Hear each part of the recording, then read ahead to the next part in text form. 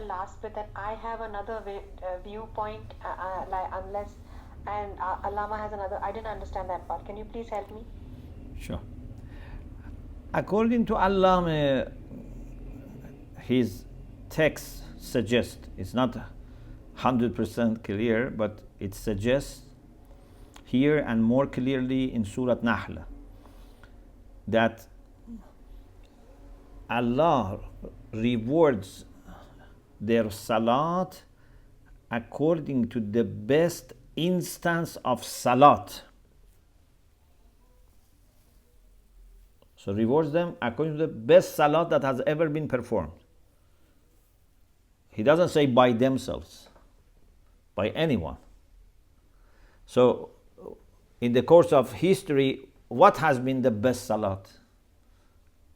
Allah gives you the same rewards for all your salat. So Imam Hussein salat. Yes, Prophet salat, Imam salat, the best case of salat. So we'll get the ajr for their salat. Yes. Oh, really? Yeah, Wow. this is what he says.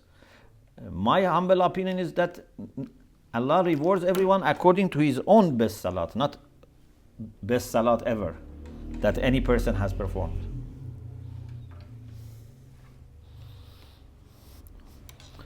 Although I would be happier if Allama's view is correct,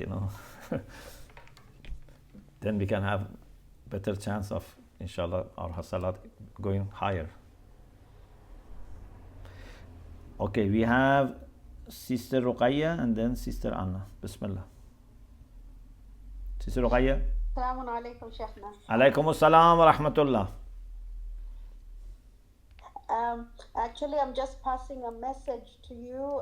The resident alim at our center is Sayyid Bahbahani, and he said you know his father very well, Sayyid Avai. Mm-hmm. Yes. His father-in-law. So he said, His father-in-law, yes. So he's resident there or he's visiting? So he comes to our center quite often. And Okay. Every Ramadan he comes, for the. So he's going to be here until the night of Qadr, inshallah. MashaAllah. Please say my salam to him. I will do. Shukran, Sheikhna. And then I have a small question. Yes. So, Sheikh, you know the hadith from Imam Ali that talks about our worship to be the worship of people, of free people, and not of, sort of like slaves or to trade, but of free people. How do we understand this idea of ajr? So obviously we do things because we're hopeful and we're expectant, but how do we understand these two concepts together? So there are levels. The first level is to do good things for good outcomes in dunya and akhirah. And this is for most of people. Most of the people, through this, they are encouraged to do good things because they know something is going to be given instead. But when you go higher, then you are not doing things because of good reward. You do good things because you know that they are good. And even if there were no rewards, you would still do them, and you would be actually grateful to Allah that you were able to do them. So we have different types of discourse depending on the level of people. For some people, the only way to encourage them is to talk about, punishment, and fear, or about reward and hope and expectation. But some people go higher than this, and for them the main thing is either to do good things because they feel the goodness of these things and they naturally tend toward do good things, or for pleasing Allah subhanahu wa ta'ala. So imagine, for example, I think to some extent everyone should reach this point easily, but not completely maybe. For example, if today we are told that we are not going to increase your reward, okay? You have reached where you wanted to reach and you cannot do any more. So whether you make more salat or no salat, it's going to be the same. Are we going to stop salat? Whether you make dua or not, your reward is not going to increase. Or for example, to help needy people is not going to increase your reward. Are we going to stop? If we are true believers, we are not going to change our behavior because we have developed love and appreciation for these things, and we know these things are more pleasing to Allah, making us better, even if the reward is the same, but I am becoming a better person. So a good moment is that doing things because of fear of punishment or expectation of reward. They have developed love for good things and they dislike bad things without all the time calculating and trying to secure, for example, their interests or protect themselves from fire, etc. They're appreciative of that, acknowledge that, but they operate in a higher level. Shukran, Sheikh. May Allah bless you. Okay. Sister Anna. Assalamu alaikum. Alaikum assalam wa rahmatullah. Regarding rewarding according to the best of deeds, Yes. I was wondering if another interpretation is plausible or if there's anything to refute it. For example, a person is good in one area, like let's say he's extremely charitable, but he's mediocre or not so good in all the other areas.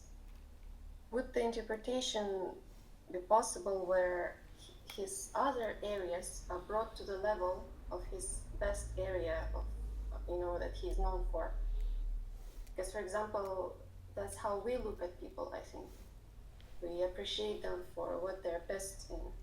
So is there anything to refute this kind of interpretation for those ayahs? This is also possible, but the minimum is that according to the best action of the same type. This is what we can be sure. But what you say is also possible, but we don't have reason for going above that. For example, what I say, I think is the minimum. According to the best case of the same type of yourself. Allah says, according to the best case of the same type of any person. I think for this there is no reason. You also say according to the best case of any action of themselves, not the same type. Again, for this there is no reason. But it doesn't mean that it is wrong necessarily.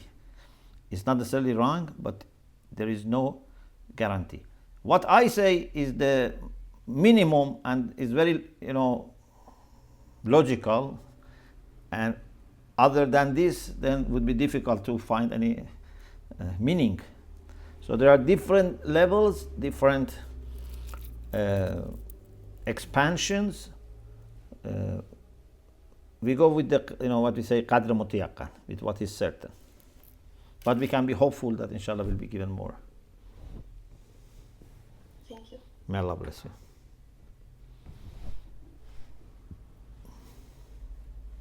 Sister Firdaus. Assalamu alaikum, Sheikh. Alaikum assalam. You're welcome.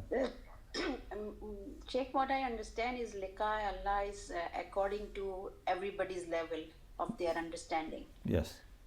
But there is somewhere in Quran, I don't know exactly which ayah, but Allah said that He's not going to talk to some of the people because of their actions. So that is actually is part of the liqa Allah, or Yeah. So liqa happens, but it's not always enjoyable. It's not always bringing pleasure.